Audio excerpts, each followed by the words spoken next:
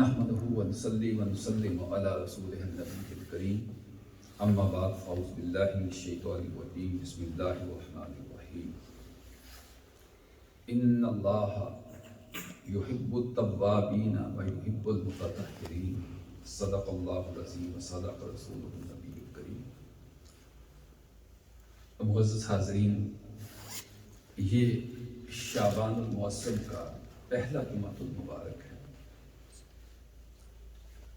اور یقیناً یہ ماہ مبارک شعبان کا توبہ اور استغفار کا مہینہ ہے اور رمضان المبارک کی تیاری کا مہینہ ہے۔ اگلا ماہ سیام آنے والا ہے۔ اہل اسلام عشاق حضور صلی اللہ علیہ وسلم کے امتی پوری دنیا میں جب بھی یہ ماہ مبارک آتا ہے تو اس مہینے میں اپنے نبی صلی اللہ علیہ وسلم کی سنت پر عمل کرتے ہوئے ماہ رمضان کی تیاری شروع کر دیتے ہیں۔ کثرت کے ساتھ روزے رکھتے ہیں، تلاوت کرتے ہیں، توبہ اور استغفار کرتے ہیں۔ آقا علیہ السلام نے فرمایا کہ رجب اللہ کا مہینہ ہے، شعبان میرا مہینہ ہے اور رمضان میری امت کا مہینہ ہے۔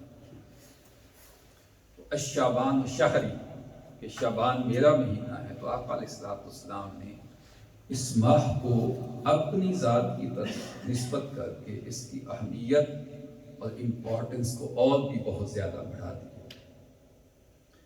تو لہٰذا آج کی تھوڑی گفتگو صرف توبہ اور استغفار کے حوالے سے ہوگی۔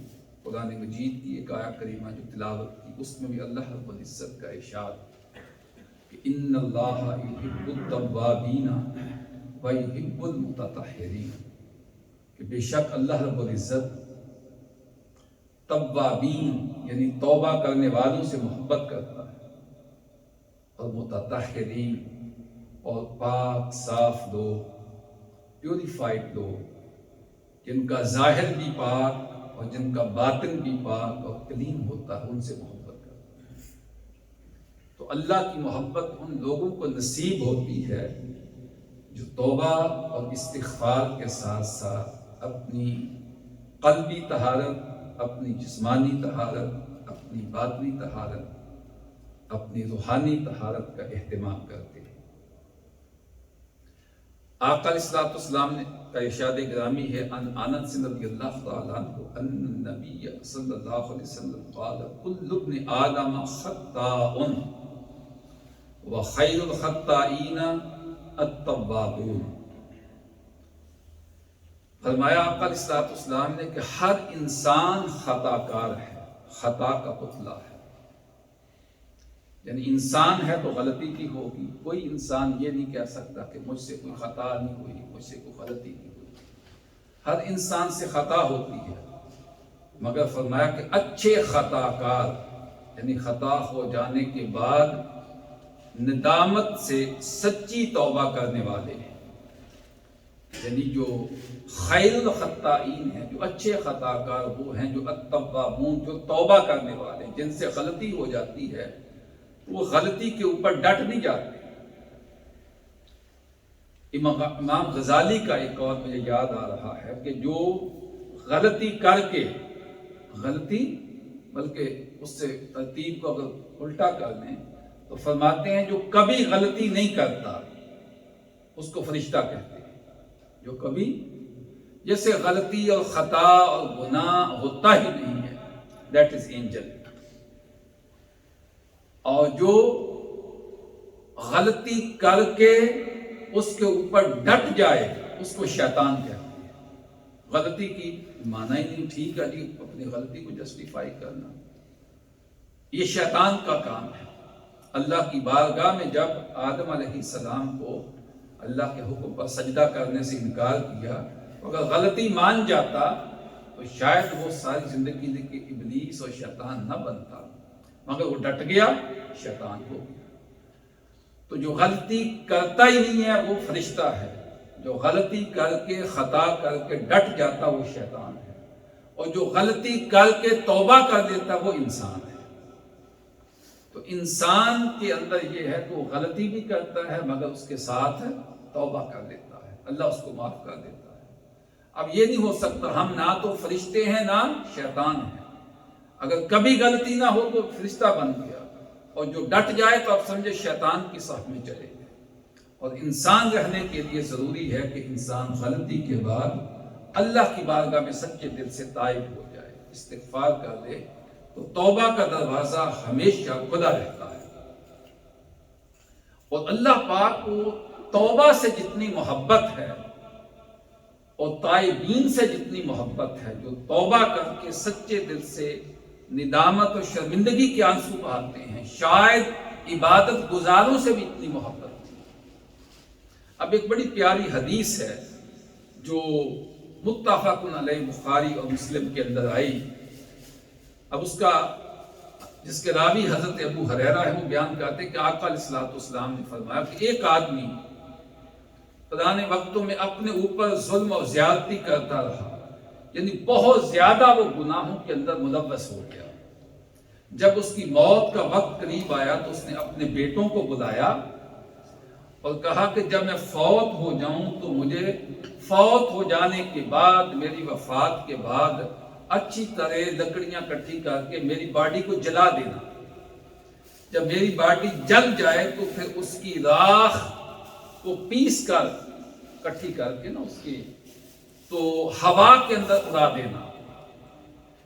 وہ کہنے لگا اللہ کی قسم اگر میرے رب نے مجھے پکڑ لیا تو مجھے ایسا عذاب دے گا کہ اس جیسا عذاب کبھی کسی کو نہ دیا، یعنی میں اتنا گناہ گار ہوں کہ اگر اس نے مجھے پکڑ لیا تو میری خیر نہیں ہے، لہٰذا میرے مرنے کے بعد میری باڈی کو جلا کر اس کی راکھ بنا کر اس کو پیس کر ایسے ہواؤں میں اڑا دینا، کوئی ایک ذرہ بھی میرے جسم کا نہ بچے۔ حدیث پاک میں یہ ہے کہ جب وہ شخص فوت ہو گیا تو اس کے بیٹوں نے اس کے ساتھ اسی طرح کیا، اس کی باڈی کو جلا دیا، اس کی راکھ کو اڑا دیا ہوا کے اندر۔ اب اللہ پاک نے زمین کو حکم دیا کہ اپنے اندر موجود اس کے بکھرے ہوئے ذرات کو جمع کر دے، جہاں جہاں بھی بکھرے تھے اس کی باڈی کے ذرات اللہ کے حکم سے سارے جوائن ہو کر اس کی دوبارہ باڈی بن، پورے جسم کے ساتھ اللہ پاک کی بارگاہ میں اس کو کھڑا کر دیا گیا۔ فَأَمَرَ اللَّهُ الْأَرْضَ فَقَالَ اجْمَعِي مَا فِيكَ مِنْهُ۔ اب حدیث پاک کے یہ الفاظ ہے فَفَعَلَتْ فَإِذَا هُوَ قَائِمٌ فَقَالَ مَا حَمَلَكَ عَلَى مَا صَنَعْتَ۔ جب فرشتوں نے اس کے سارے ذرات کو اکٹھا کر کے اس کا جسم بنا کر اللہ کے سامنے کھڑا کیا تو اللہ پاک نے پوچھا اس بندے سے بھی بتا تمہیں اس کاروائی پر کس نے آمادہ کیا، کس نے تیرے دماغ کے اندر یہ چیز ڈالی کہ تو اپنے جسم کو جلا کے اور اس کے ذرات پوری ہوا میں بکھیر دے اور تو نے یہ سوچا کہ بس میں تو ختم ہو گیا، مجھے دوبارہ کوئی زندہ ہی نہیں کر سکے گا۔ اب حدیث پاک کے الفاظ یہ اس بندے نے کہا آگے قال یا رب خشیتک او قال مخافتک یا رب، اس نے کہا اے میرے مولا تیری خشیت نے یا تیرے خوف نے مجھے، یعنی میرے دل میں تیرا اتنا خوف تھا، اتنی خشیت تھی، اتنا ڈر تھا کہ اگر میں مرنے کے بعد دوبارہ زندہ ہو گیا تو میں اپنے رب کو فیس کیسے کروں گا؟